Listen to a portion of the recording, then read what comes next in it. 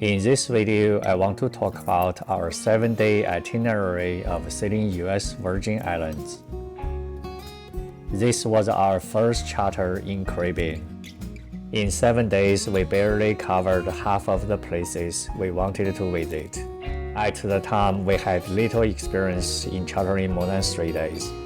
We didn't have enough provisions before boarding the boat, so we centered our itinerary around the cruise bay. Cruise Bay is a popular destination with lots of restaurants and grocery stores.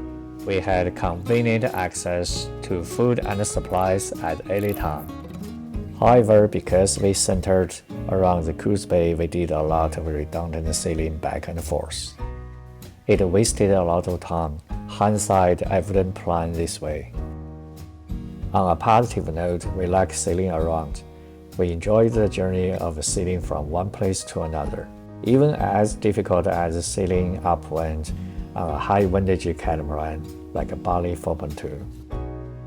Without further ado, let's start. The journey started when we landed at St. Thomas Airport, a small but very busy and capable airport. It took about 30 minutes from airport to Bimini Marina, which is on the east side of the island. Bimini Marina was where Navigator yachting was located. It's a small, quiet marina across the pond from Compass Point Marina. It has a field dock, a restaurant across the street, and a grocery store about 5 minutes walk away. We arrived at the marina around 2 p.m. After briefing and checking the boat, we did some provisioning in the nearby grocery store.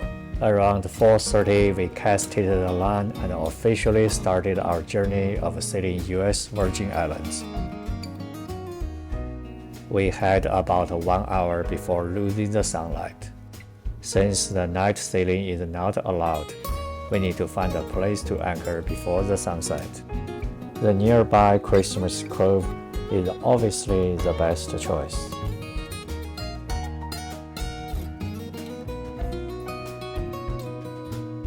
Christmas Cove is located between St. Thomas and St. John, making it a perfect place to start and end our charter. We stayed here 2 separate nights, the first night and the last night before we returned to the boat.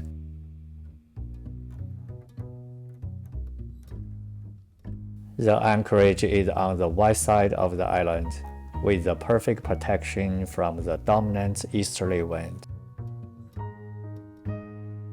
It's a great place for snorkeling with plenty of marine life. Don't forget the handmade fresh pizza from Pizza Pie. It was delicious.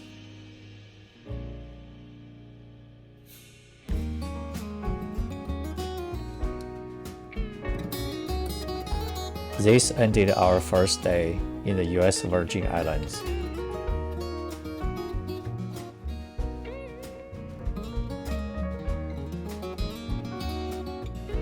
We started the second day with the rain.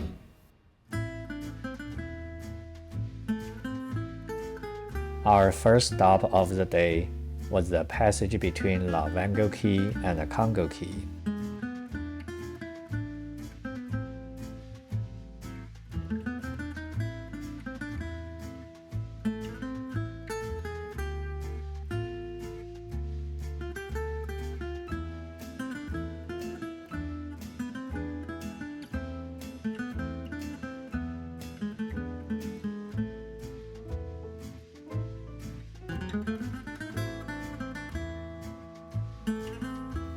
This place was fantastic. However, the bad weather caught us quickly. We planned to stay here for a while, but had to cut it short and move on to our next stop, which is Trunk Key.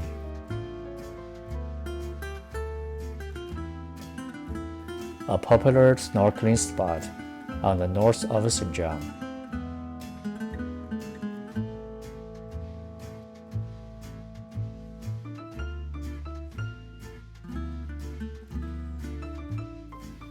Trunk Bay Beach is certainly beautiful without doubt. However, it was a little too crowded for me. If you are like me who prefer to have a whole beach for ourselves, took the dinghy to the nearby Jumpy Beach or Dennis Bay. They are as beautiful with much less footprints.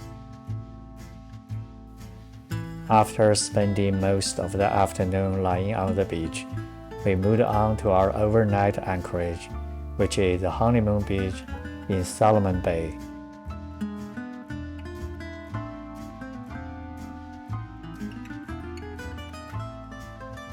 We paid the mooring fee for the next few days and took the dinghy to the nearby cruise bay.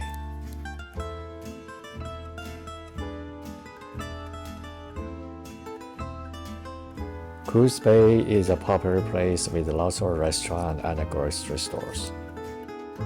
We had a nice dinner in Beach Bar restaurant, took a walk along the harbor, and restocked our supplies. Day 3. It's time to stretch our sea legs. Today we sailed to Buck Island, St. Thomas.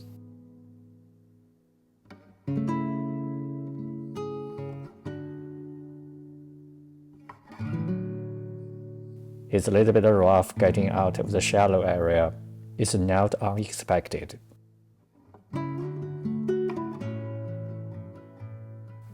Where we were going was Buck Island, St. Thomas, about 2 miles south to St. Thomas, not to be mistaken from Buck Island, St. Croix, which is about 40 miles in the south.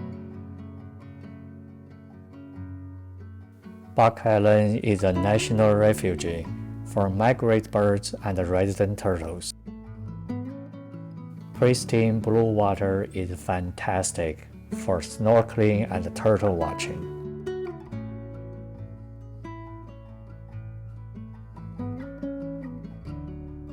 Sailing back to St. John was an upwind struggle. It took much longer than we expected.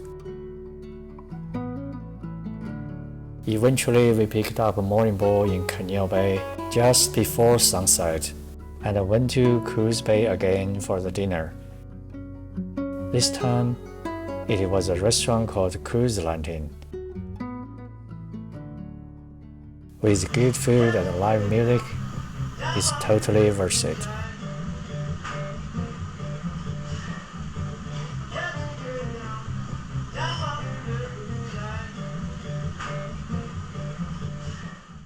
Day 4. I always wanted to go to Magens Bay Beach. Today was the day.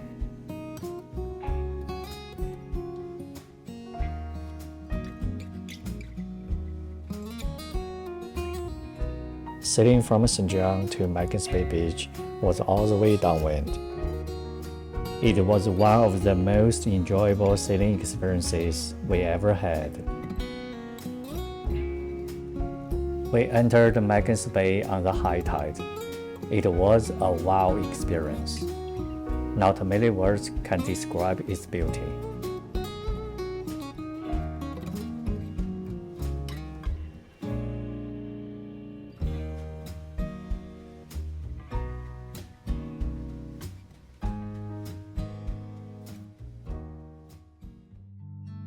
Day 5.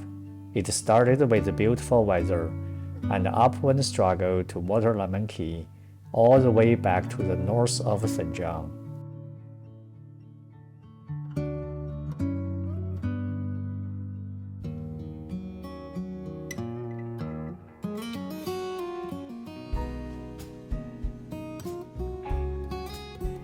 We had to drop the sail and motor the last part. It's impossible to sail upwind in such a narrow channel between BVI and USVI.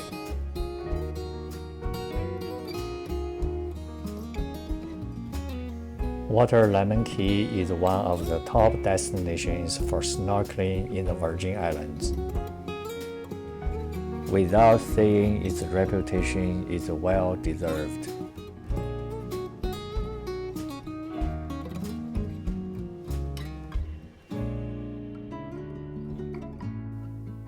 After Waterlemon Key, we set the sail again, this time downwind, to our next destination, which is Maho Bay.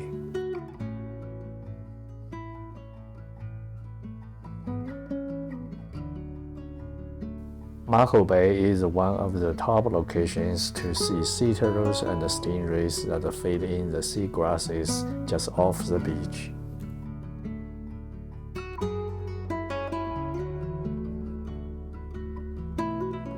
Day 6 was our last full day in the US Virgin Islands. Tomorrow morning, we'll return the boat by 10 a.m. We decided to have a relaxing day, so we went to the Lavango Key Resort.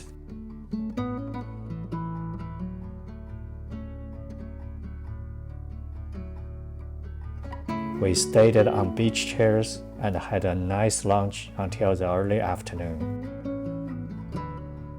Bonus point, we had the front seat to watch the last day of International St. Thomas Regatta. Just before the sunset, we sailed to Christmas Cove and called it a day.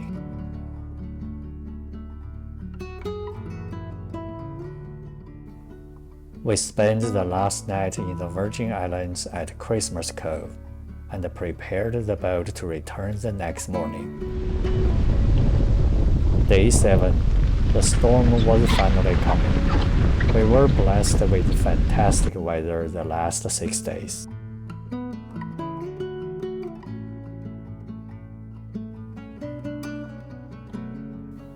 This concluded our 7th day of sailing US Virgin Islands.